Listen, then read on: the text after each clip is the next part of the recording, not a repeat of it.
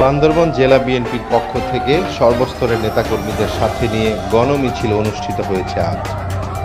দেবাশিস দাস রাজা, বান্দরবান। দৈনিক যায় যায় বেলা, সত্যের সন্ধানে সারাক্ষণ।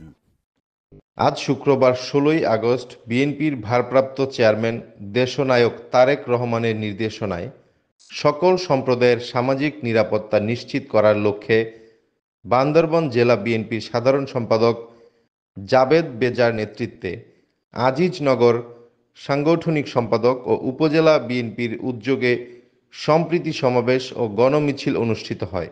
এ সময় হাজার হাজার নেতাকর্মীর উপস্থিতি দেখা যায়।